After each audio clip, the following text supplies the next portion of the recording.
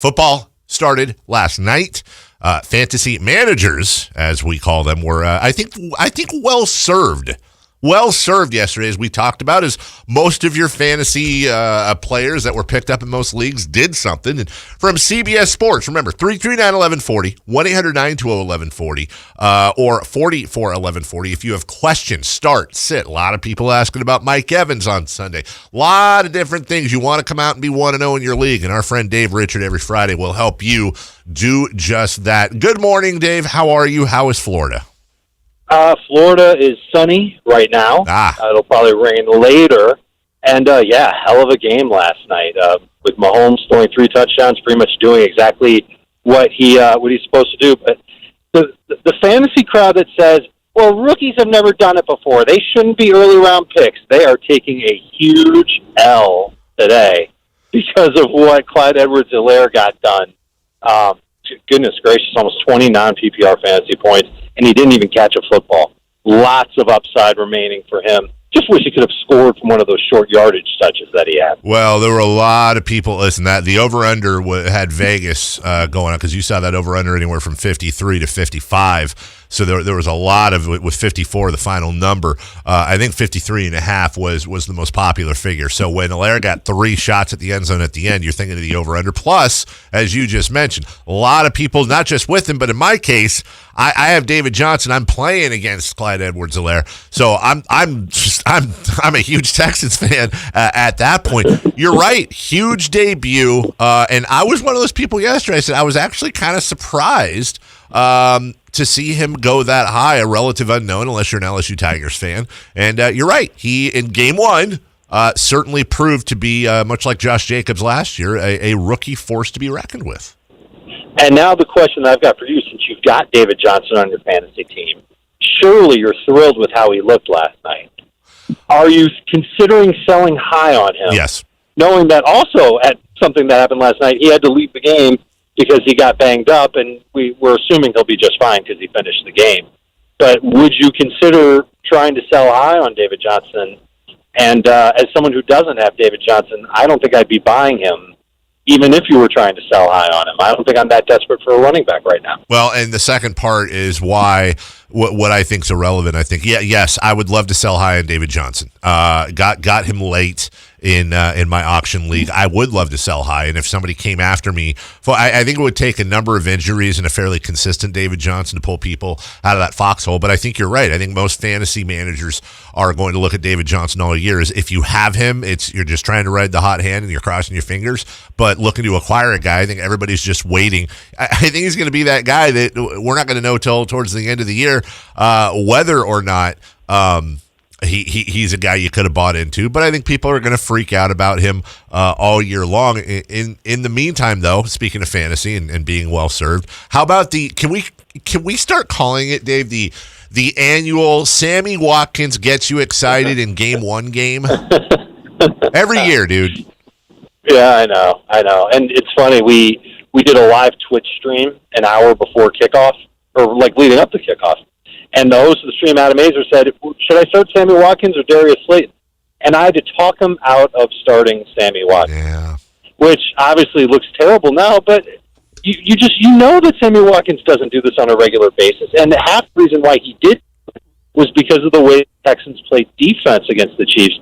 They were really afraid of the big play. So Watkins was either in single coverage or wide open underneath, and the Chiefs were happily taking those dink and dunk passes to try and kill the clock and just keep possession of the ball. Keep possession of the clock is really, combine the two things I just said, that's what they were doing in the game, and it led to Watkins having a great game, but really it's the touchdown that put him over the top. He nearly had one. He dove just short. And they tunnel screened him 1-2 plays later. Yep. That's another guy you can try and sell high on for sure, but again, I think if you were offering David Johnson and Sammy Watkins as a package deal in fantasy, you would not get a lot for them today. No, you would not. Not today. Dave Richard joining us.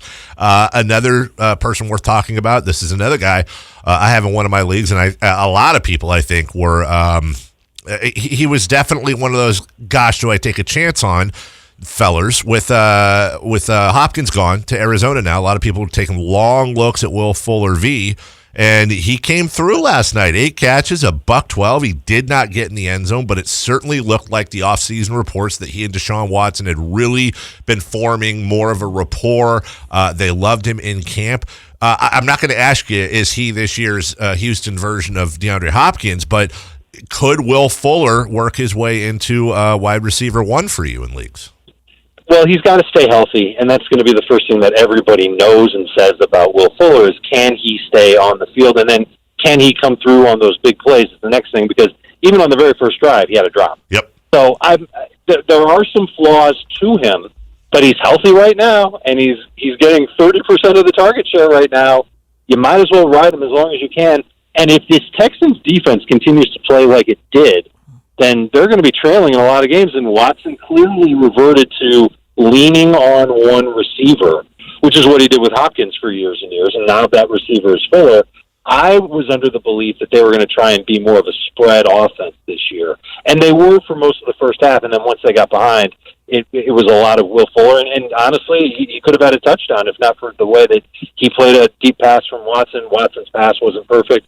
Whatever it comes down to, he caught a 31-yard pass. It should have been potentially a touchdown. So he could have had an even bigger night. There's a lot to like about Fuller, but you know what the downside is. And it was all about when you went about drafting him. There were some people that were taking him as soon as 60th overall on draft day. I thought that was too rich, but I did think that he was going to have a big game. Next 2 weeks are going to be a real interesting test for the Texans. They've got the Ravens and the Steelers, 2 really good defenses. We'll see how they look after those next 2 games. Dave Richards, CBS Sports fantasy football guru, joining us this morning. Dave, I'm looking over at Las Vegas. I see a pair of receivers that are very intriguing to me in Henry Ruggs III and Mr. Bryan Edwards. Do you see any of them having a nice game this Sunday? I think Ruggs could, for sure. He's absolutely a sleeper for me this week. I like him in DFS. I like Derek Carr in DFS. And it's got everything to do with the matchup. We know that the Panthers' defense is young and a lot of inexperience on the defense everywhere. Front 4, back 4, middle 3, or however they want to play it. It's not a good defense. It's not expected to be a good defense. And I think the Raiders can capitalize, particularly when they're on offense, because of their big offensive line. That'll protect Derek Carr, and then he'll be able to fire up a couple of shots. And you know John Gruden's going to want to get Ruggs involved. He's going to want to show off what he can do, kind of vindicate the pick and all that stuff. So I wouldn't be surprised one bit if Ruggs had a long touchdown in his debut against the Panthers. It's the perfect matchup for the Raiders. And Edwards could end up with, a 4 for 70 type game. Wouldn't be bad in deeper leagues, but still somebody I'd probably prefer to have on the bench. Let's get to some questions off the text line. A quick one here. Who would you start, Josh Allen or Matt Ryan? I'll go Ryan over Allen. Okay. And then this one, if you wouldn't mind expanding on a little bit, the question is flex DJ Chark or T.Y. Hilton. And in addition to that, both very intriguing. Heard some things about Phillip Rivers and T.Y. Hilton, his health and higher expectations for him as compared to last year. And same thing, you got the coach out there saying we're not utilizing DJ Chark enough. We could do more and more of that. Who would you flex? And then your outlook for both those guys. I am very concerned about what that Jaguars run game is going to look like. I know that James Robinson is a terrific stash, still available in 39% of CBSSports.com leagues, and he's absolutely worth keeping on the bench. But how much are they even going to be able to run against Indianapolis? Because I think Hilton can put up good numbers. I think the Colts are going to be able to run very effectively against Jacksonville. That's another defense that's got a lot of youth on it, probably better talented than Carolina. But I see Chark and the Jaguars having to throw a lot. And Chark could really develop into one of those unguardable wide receivers. He's tall, he's fast, he's becoming a better technician, and I think he's going to be the target leader. He could end up with the same type of target share Will Fuller just had. And again, the Jaguars are going to have to play from behind, throw a lot of passes in. I definitely would take Chark over Hilton if I had to make that choice. Dave, I want to talk about a little bit about the Chargers. I mean, it was presumed that Austin Eckler would be the number one back. Obviously, he still is. But can you see a scenario where Justin Jackson and Joshua Kelly are taking touches away from him this weekend? Well, it's going to happen. The Chargers are going to want to try and limit Eckler a little bit. They want to keep him healthy for 16 games and not overwork him. What we've seen from the Chargers the last 2 years is that the number 2 running back, whoever it is, and usually it was Eckler because they had Melvin Gordon, that second guy would get anywhere between 8 to 12 touches per game. and the starting running back would get the rest. And so if it was a game where the Chargers were, crushing their opponent, you're looking at 20-plus touches for the starter. If they're behind, then the starter would get maybe 12 touches just like the backup, or maybe they'd combine for about 20. I think that's what you're going to see Jackson and Kelly kind of fight for early on this year, is who's going to get those 12 touches, and maybe they expand that to 15. But I still think Austin Eckler is in line for 15 touches, and I think a lot of those touches are going to be catches. They need pass catchers in that offense. If Mike Williams isn't ready to go, then it's Keenan Allen and Hunter Henry, of course, but Jalen Guyton, really? We're going to trust him? I think you're going to see Eckler get schemed up a lot, catch a lot of passes. He's an absolute mismatch when he's lined up wide. And I think that he's absolutely going to go off against Cincinnati and certainly be in line for a minimum of 15 touches, leaving Kelly and Jackson as guys that are probably going to sit on your bench. I would have more patience with Kelly than I would with Jackson. I feel like Kelly is going to outperform Jackson pretty quickly. Dave Richards, CBS Sports, with us with the news that Cortland Sutton has a sprained AC joint day to day. The good news is they've got a Monday night game. The bad news is you got to make the call on Sunday. So we go to the text line. David in Carmichael says, I have Cortland Sutton at my flex spot, and I have Zach Ertz, Mark Ingram, and DJ Chark, the aforementioned DJ Chark, that I could throw in there. Do you stay with Sutton? Do you play the waiting game, or do you flex him out? You go right to Chark. You take the safe way for now. You got to see how Sutton even performs. And he's the type of receiver that's physical. He uses power to win 50-50 jump balls, and he figures to get a lot of them this year as the number one receiver for Denver. And if he's not quite at 100%, he's going to be fighting the shoulder injury, then he might lose some of those jump balls. They might end up being interceptions. Who knows? It's going to be frustrating. I think the safest thing to do is to not use Sutton if you can help it. Having somebody like Chark or Ertz or Ingram as a flex replacement, good gravy. What kind of a league are you in? That's some great depth. But it's going to be harder. Bryant McFadden is the former Steelers cornerback, Cardinals cornerback, won 2 Super Bowls. He's got Cortland Sutton and Jerry Jeudy on his team. So he's prepared to go with Jeudy if Sutton ends up being ruled out, which is smart. But if you've got Sutton and somebody else that's playing on Sunday, you should probably just go with whoever's playing on Sunday. Dave, I want to look at the home team, the San Francisco 49ers. That receiving core is pretty beat up. I think it's pretty obvious Kyle Shanahan's probably going to rely on his running game a lot this weekend. Is Raheem Mostert a must-start for you, despite the fact that Tevin Coleman is probably going to get a lot of touches? There's even talk that Jerick McKinnon can turn into a third-down guy for this team. Is Mostert still a must-start? He is, and I think he'll lead the way in touches for the 49ers running backs. That only makes sense. I mean, the Shanahans, they're great at coaching football, but they're amazing at finding running backs out of nowhere and turning them into guys that just are wonderful in their run scheme. And I think that scheme's really going to show up against Arizona. That offensive line is still just so good. It makes sense for them to lean on the run and use the run to set up play action, to make plays downfield to Kittle, to Ayuk. And when McKinnon's on the field, he can catch passes too. Kind of like McKinnon in DFS plays. If you're in a tournament, I think he can come up with 6 catches and total 60 yards in the game. But I think Mostert's the one who could really go off and have over 100 rushing yards and find the end zone. So you're saying Raheem is a most start? Yes. Okay. Very good. Dave, if you want to hang up the phone, feel free. No. I appreciate cleverness. Thank you. Wasn't clever. I love that joke from Dave when he made it Lobster. Got him. Well, he did. Did you see that clap back? Yep. James Conner disappointed some people last year. James Conner also has a healthy Ben Roethlisberger back.